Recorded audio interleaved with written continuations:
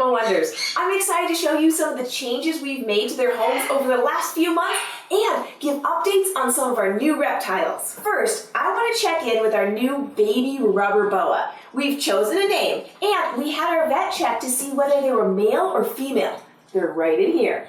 This is Taffy, and Taffy is a female. The reason we know she's a female is our vet did something called probing, and they take a very soft little plastic like pointer thing and they pass it into the cloaca, and they don't go up toward her body, they actually go down toward their tail. And if it goes deep, like 7 different scales, 7 scales deep, it's a male. And if it goes less than that, it's most likely a female. And hers only went 3 scales deep, so she's most likely a female. So we landed on the name Taffy because I think it's a really cute name because rubber boa, kind of stretchy, and Taffy is stretchy too. So that is how we got it. Taffy came to us underweight and dehydrated, but she's doing really well now. She has been having a lot of fun in her enclosure, constantly exploring. This really cool little tunnel she's made under the dirt tells me that she is just utilizing her entire enclosure, and I love that. She has eaten 3 times, which is great. And she is starting to gain weight. She's looking really healthy. Because Taffy has been in captivity for so long, it's not in her best interest to try and be reintroduced into the wild, so she gets to be an ambassador and teach all about what makes rubber boas so amazing. There you go. Enjoy exploring. All right, next up is Loki. He's a water dragon, and right now he's hiding way up here. Come on down, buddy. There we go, handsome. Loki is growing bigger. We got him when I think he was between 6 months and a year, so he was quite small. And now he's about 2 years old and he's getting bigger. He's not full grown yet, but since he was bigger, we have expanded his enclosure, and we are going to expand again once he gets a little bigger than this. The most recent change for Loki's enclosure is we put in more sturdy branches because he's getting heavier. These branches just weren't holding his weight. So these in here, he can really just get his weight on, hold on to, and climb around. We've also had some success with keeping some plants alive in here, which is really good for him. We were having problems because he really likes laying on the plants, so the branches have really helped get him off those plants and really let them thrive. The other thing that allows us to keep live plants in here is it is a completely bioactive enclosure. It has substrate and a drainage layer here, and the substrate is cycling really well. We have some mushroom growth down here. It just means it's really rich and alive. We have a cleanup crew, isopod springtails, and some worms in there, and so it's a really healthy ecosystem right now. And the last thing we needed to add to make sure the plants were healthy was some LED lighting way at the top. He also has UV for his health. All right, buddy, I want to show something off. When we first got Loki, he had a really bad case of rubbing his mouth on glass, and that was because he was housed in too small of an enclosure and he didn't have enough places to hide. And these guys, they don't understand glass, and so he was trying to find a place that he was more comfortable, and so he was trying to get through the glass, and he just rubbed his upper lip off. You should not be able to see his teeth sticking out. He no longer rubs his mouth on the glass, and that's because we have put up barriers around and also given him lots of hiding places that he can really feel comfortable in. And so he just goes up there and just chills now. And I'm gonna go ahead and put him in a travel crate because we're gonna go somewhere after I show you the next animal. This is Jade, the Savannah monitor. This is a temporary enclosure. It's not big enough. She's getting much bigger and she's gonna need a much bigger space. But for now, this is working fine. She has a really hot lamp over here. She has lots of furniture that she can climb around. She just needs more space, huh? When we first got Jade, she was pretty small and she was really feisty. She was so feisty and defensive that I would literally like just look at her and she would hiss at me and start tail whipping. So we didn't really handle her much when she was younger. Now that she's bigger, she's calmed down a lot. I just put this willow branch in there and I like that she's investigating it. She's like, what is this stuff? Now, I say she's calmed down, but she's not docile.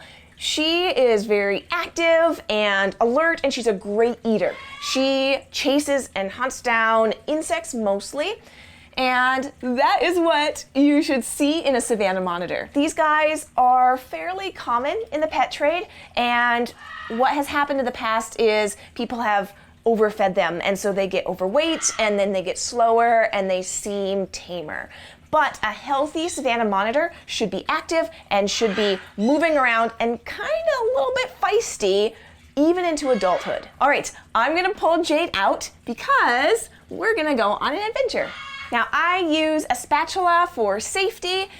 She will still be attracted to movement, and she could definitely bite my hand. So I use the spatula to block her head while I reach around. Do you want to come out of there? There we go. There she is. All right, should we go on a crate? Yeah. Before we go on our adventure, I have one more reptile that I'd like to check in with. The tortoises, the red-footed tortoises. This is Yucca and this is Titus. And these are just amazing animals. They're super interactive. They get tons of enrichment. They like pushing around their ball. They love new things. I mean, I just gave them these willow branches and chomping down. They really like them. What I love about these guys is we had Yucca housed alone for many years, and she liked interaction with us, but then we rescued Titus, and seeing their interaction together, I mean, they are a social species. They just have so much to do with each other and communicate to each other. It's just, I love seeing that extra layer of behavior that we wouldn't see when Yucca was housed alone. You adventuring? You're climbing the mountain. Don't get stuck. Ooh, good job. Red-footed tortoises, they have these really long legs. They are a species of tortoise that lives in the rainforest, and so they have this cool adaptation that they can actually go up on their tippy toes to get out of like a mud, bunch of mud that they might otherwise sink in. He looks like he's on stilts sometimes. You want some pets? Oh, that's good stuff, right? A little butt massage right there. There you go, bud. Yucca, are you making a fort over here? Oh, I guess there's better leaves over there. All right, we can come back to this and have some more playtime, but let's go on an adventure. Let's go outside. Here you go, little one. Enjoy.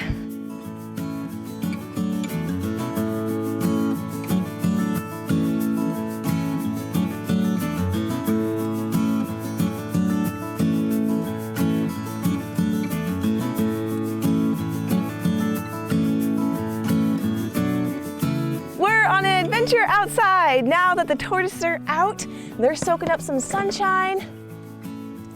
Loki's gonna come out too.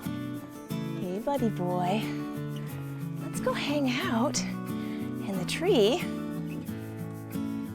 You can get some sunshine too. What do you think? It's so good to have reptiles getting natural sunlight, and I love seeing them healthy and happy. So the tortoises are stomping around and having a good time. Loki's just chilling on his tree over there. And I have a harness on Jade, the savannah monitor. She's the only one that I'd be concerned about running and getting someplace that might not be safe. So we're gonna go on a little walk, just right here, and see what she'd like to do. Go, go, go, do your thing. Underneath. Can you see what's happened here? She's actually pulled her front arms through her harness because it's too big for her, and she was trying to scoot her head and body. That's a natural thing that they would do, is they would use this like aerodynamic shape that they have to just go underneath foliage and get away from anything that might be scary. But as she was doing that, her harness caught on the branches there and it just pulled it off of her arms. Should we run around some more?